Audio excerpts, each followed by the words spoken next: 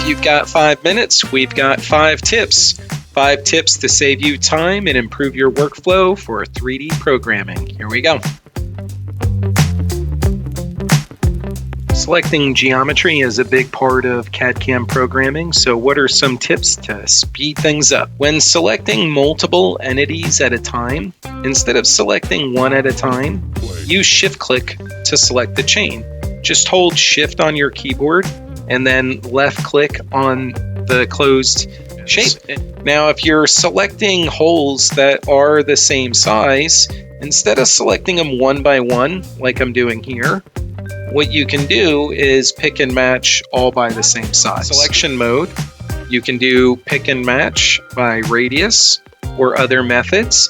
And this is a way for you to select multiple entities at the same time. Or the ability to save selection or selection manager. So once you've selected a group of entities, you can save this selection. So you can go to the selection manager. I'll just pin this up.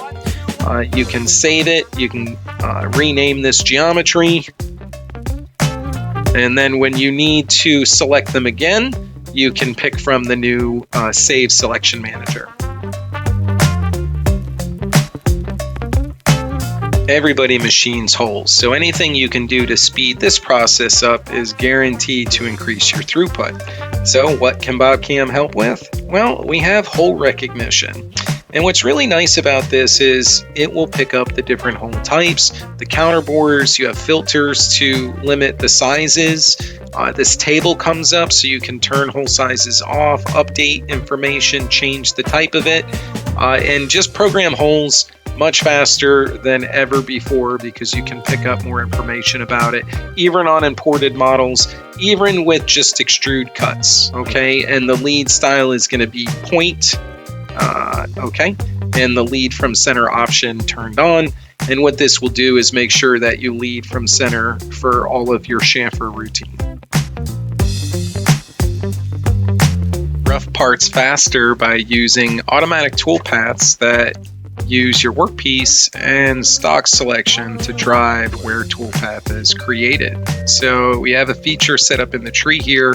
And if we compute this, you can see the toolpath is being driven by the stock and by the workpiece. Additional stock on one of the sides, and we recompute. You can see how the toolpath will update for that. Options in here if you want to take advantage of modern cutting strategies. Adaptive is available, allowing you to take a much greater depth of cut. The material left on this cutaway here, we would use intermediate steps to come in and re-rough that.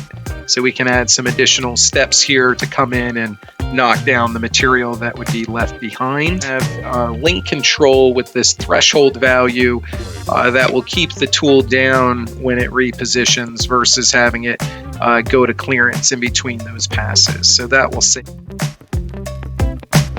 Flowline has to be one of the most useful single surface machining toolpaths there is. Flowline will give you a lot of options to really allow you to get a great finish, but also to speed up cycle time. Like in this example where we're single direction cutting uphill, we want to reduce that cycle time. We can adjust that link position, taking it from a clearance to a blended spline. And what this will do is keep the tool much closer to the workpiece and really knock down some of that cycle time. The flow line, you can change the direction from the long to the short side as well, so you can cut in different directions. A number of fine-tuning functions here for your point distribution in order to adjust how close the points are together, how many points in order to give you the best finish.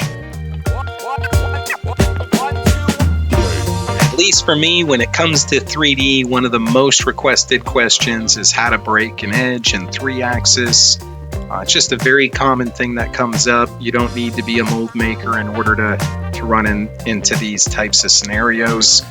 The method that I like to use most is where the chamfer is not modeled and the user selects the edges and lets the software do everything else. In this case, we're using a ball mill, and it's going to automatically come in and break that edge. I have it taking multiple passes. It's just so quick and easy to do this.